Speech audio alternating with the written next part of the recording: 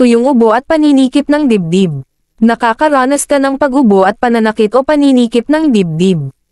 Masakit na lalamunan at natutuyong lalamunan dahil sa madalas na pag-ubo.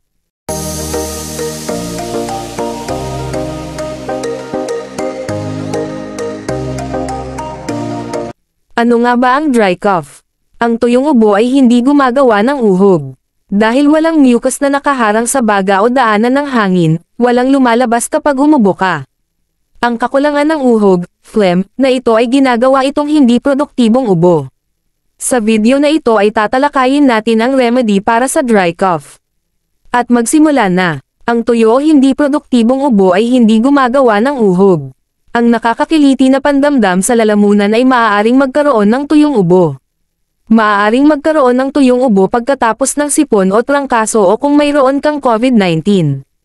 Ang iba pang mga kondisyon tulad ng GERD, pagpalya ng puso at kanser sa baga ay maaaring maging sanhi ng talamak na tuyong ubo. Maaari ka ring magkaroon ng paninikip ng dibdib na may tuyong ubo. Ano ang pagkakaiba sa pagitan ng tuyong ubo at basang ubo? Ang ubo ay ang paraan ng iyong katawan upang linisin ang mga baga at daanan ng hangin mula sa mga irritant para makahinga ka ng mas mabuti. Kapag mayroon kang karamdaman na nakakaapekto sa iyong respiratory system, maaari kang umubo ng uhog. Ito ay isang basang ubo. Itinuturing ng mga tagapagbigay ng pangangalagang pangkalusugan na ang basang ubo ay produktibo dahil nililinis nito ang plema, mucus, mula sa mga baga at daanan ng hangin. Kung masyadong maraming plema ang naipon sa baga, maaari kang malagutan ng hininga at magkaroon ng iba pang problema. Kapag mayroon kang tuyong ubo, walang lumalabas.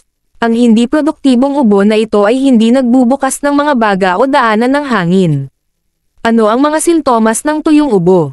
Sa tuyong ubo, maaari kang makaramdam ng pangangilati sa iyong lalamunan.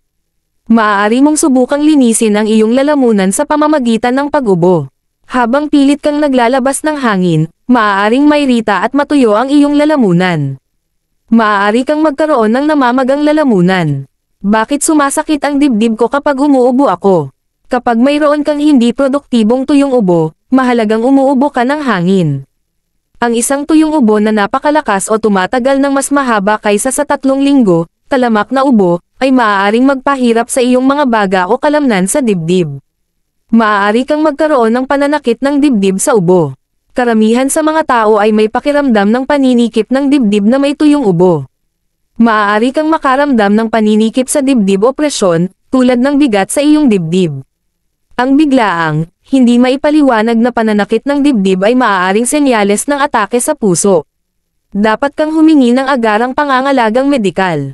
Mga posibleng dahilan. Nagdudulot ba ng tuyong ubo ang sipon, trangkaso at COVID-19? Ang sipon at trangkaso ay kadalasang nagdudulot ng basa, produktibong ubo kapag ikaw ay may sakit. Sa ibang pagkakataon, ang mga tuyong ubo ay maaaring tumagal sa panahon ng paggaling. Maaaring tumagal ng ilang sandali bago mawala ang pamamaga mula sa mga impeksyon sa paghinga. Sa panahong ito, ang mga baga at daanan ng hangin ay maaaring maging sobrang sensitibo sa mga inhaled irritant.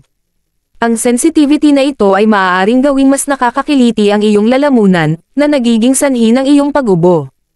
Ano ang iba pang mga kondisyon na nagiging sanhi ng tuyong ubo?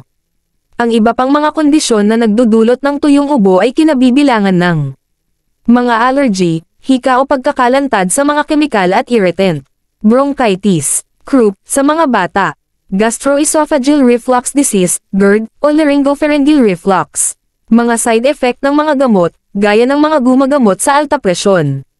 Postnasal drip, upper airway cough syndrome.